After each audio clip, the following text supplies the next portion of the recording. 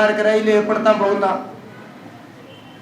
ജനക്ഷേമ കർമ്മ പരിപാടിയുടെ പ്രകാശനം സംസ്ഥാന കൺവീനർ ശ്രീ ശശി സാറിനെ വളരെ ബഹുമാനത്തോടുകൂടി ആദരവോടുകൂടി ഈ കർമ്മം നിർവഹിക്കുന്നതിനും വേണ്ടി ക്ഷണിച്ചു.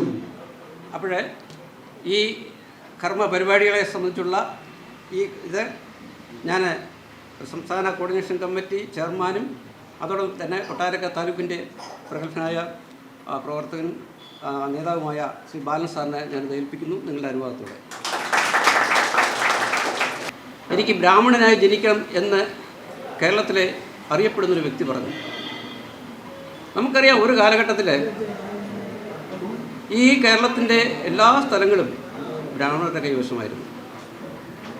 1957 ശേഷം ഭൂപരിഷ്കരണം വന്നതിന് ശേഷം ഈ വസ്തുക്കളൊക്കെ അവിടെ ജോലി ചെയ്തിരുന്ന ഒട്ടനവധി തൊഴിലാളികൾക്ക്, അതിൽ ബഹുഭൂരിപക്ഷവും ദളിത് പിന്നോക്ക വിഭാഗത്തിൽപ്പെട്ടവർക്ക് കൈമാറ്റം ചെയ്യപ്പെട്ടു. ഒരു ഭരണഘടന ഉണ്ടാക്കിയ ഡോക്ടർ ബി ആർ അംബേദ്കറെ കുറിച്ച് നമുക്ക് ആലോചനയില്ല. കാലം ഒരുപാട് മാറിക്കൊണ്ടിരിക്കുന്നു. ഇവിടുത്തെ ഓരോ കാര്യങ്ങളും അടിസ്ഥാനപരമായ ഉന്നമനത്തിന് വേണ്ടി പ്രവർത്തിച്ചിട്ടുള്ള ജനവിഭാഗമാണ് ഇന്ത്യയിലെ ദളിതരും പട്ടികജാതിക്കാരുമായ അല്ലെങ്കിൽ മറ്റ് പിന്നോക്ക വിഭാഗക്കാരുമായ ആൾക്കാർ. ആ ഒരു സാഹചര്യമാണ് നിൽക്കുന്നത്. പക്ഷേ ഇന്ന് ഇവർക്കൊക്കെയുള്ള സമൂഹത്തിലുള്ള സ്ഥാനങ്ങൾ എവിടെയാണ്? എന്തുകൊണ്ട് നമുക്കൊരു കാലത്ത് നമ്മളിതൊക്കെ ചെയ്തിരുന്ന ആൾക്കാർക്ക് അത് നിലനിർത്താൻ കഴിഞ്ഞില്ല? ആലോചിക്കേണ്ട ഒരു കാര്യമാണ്. നമ്മളായിട്ട് നിന്നിരുന്നെങ്കിൽ കാര്യങ്ങൾ നടക്കുമായിരുന്നു. പക്ഷേ കാലാന്തരത്തിൽ ചില ആധിപത്യങ്ങൾ ഇവിടെ വരികയും ദളിത് വിഭാഗങ്ങളുടെയും പിന്നോക്ക വിഭാഗങ്ങളുടെയും മുകളിൽ ആധിപത്യങ്ങൾ സ്ഥാപിക്കപ്പെടുകയും അവരൊക്കെ ഇന്നും വളരെ മോശമായ സാമൂഹിക അന്തരീക്ഷത്തിലേക്ക് കഴിയേണ്ട ഗതികേടിലേക്ക് എത്തുകയും ചെയ്ത ഒരു സാഹചര്യം നിലനിൽക്കുന്നുണ്ട്. ഇത് നമ്മൾ തിരിച്ചറിയണം. അത്തരം സാഹചര്യങ്ങളിൽ നിന്നും മോചനം ലഭിക്കുന്നതിനാണ് സമുദായ സംഘടനകളുടെ പ്രസക്തി വരുന്നത്. അപ്പോൾ ഇവിടെ ഇരിക്കുന്ന നമ്മൾ ഹിന്ദുലാ സർവീസ് സൊസൈറ്റിയുടെ പ്രവർത്തകരായ നമ്മൾക്ക് എല്ലാ കാര്യങ്ങളും ഈ ഹിന്ദുലാ സർവീസ് സൊസൈറ്റിയുടെ പഴയ കാലങ്ങളെ സംബന്ധിച്ച് നമുക്കറിയാം. ഈ ഇരിക്കുന്ന നമ്മുടെ സഹോദരി സഹോദരന്മാർക്കെല്ലാം അറിയാം. പക്ഷേ നമ്മളിൽ ഒരു വിഭാഗം ഹതഭാഗ്യരായി പോയി എന്നുള്ളതാണ് എനിക്കുണ്ടാകുന്ന ദുഃഖം.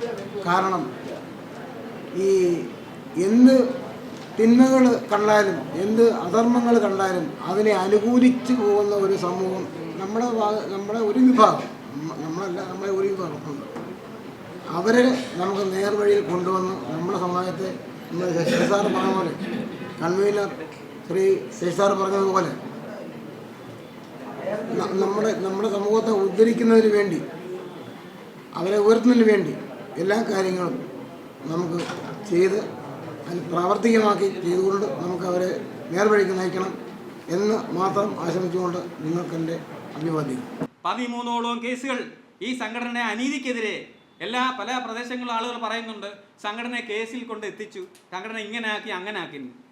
കേസിൽ കൊണ്ട് എത്തിച്ചെങ്കിൽ അതിന് ഈ ജനങ്ങളോട് ഈ പൗരാവലിയോട് ഈ കേസിന് പോയിട്ടുള്ള ആൾക്കാർക്ക് ഉത്തരവാദിത്വമുണ്ട്, പ്രതിബദ്ധതയുണ്ട്. അങ്ങനെ നശിപ്പിക്കാനുള്ളതല്ല ഈ പ്രസ്ഥാനം.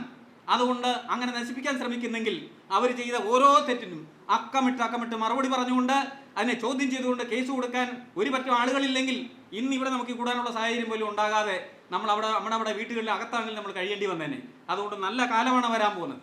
നല്ലൊരു ഭരണ സംവിധാനം വരാനുള്ള എല്ലാ കെട്ടുറപ്പുള്ള ഒരു സംസ്ഥാന ഭരണസമിതി വരാനുള്ള എല്ലാ ലക്ഷണവും നമ്മൾ കാണുന്നുണ്ട്.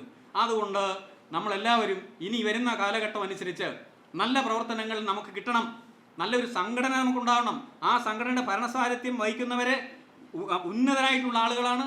അവരുടെ കഴിവും പ്രാപ്തിയും ഈ ജനങ്ങൾക്ക് വേണ്ടി പ്രയോഗപ്പെടുത്തുന്ന രീതിയിലേക്ക് അവരെ നമ്മൾ കൊണ്ടുവരണം. സംഘടനയ്ക്ക് വേണ്ടി ത്യാഗോജ്ജലമായി സേവനം ചെയ്തു പോയ വിട്ടുപറഞ്ഞിട്ടുള്ള ഒത്തിരി മഹാരഥന്മാർ ഈ പ്രസ്ഥാനത്തിൻ്റെ നേതാക്കളായിരുന്നു. അതിനുശേഷം വന്ന AK തങ്കപ്പനും കരൾ നാരായണനും അതുപോലെ തന്നെ മാവേലിക്കര SK അടക്കമാളുകളുടെ ഒരു കാലഘട്ടം ഉണ്ടായിരുന്നു. അതൊരു സുവർണ്ണ കാലഘട്ടമായിരുന്നു. ആ കാലഘട്ടത്തിന് ശേഷം നമ്മുടെ കൂടെ ഇന്ന ആളുകൾ, പ്രവർത്തകർ ഈ സംഘടനയെ വളർച്ചയെ അസൂയപ്പെട്ടുകൊണ്ട് ഉണ്ടാക്കിയ കേസുകൾ 13 വർഷക്കാലം നമുക്കൊന്നും ചെയ്യാൻ മതിയായിരുന്നു.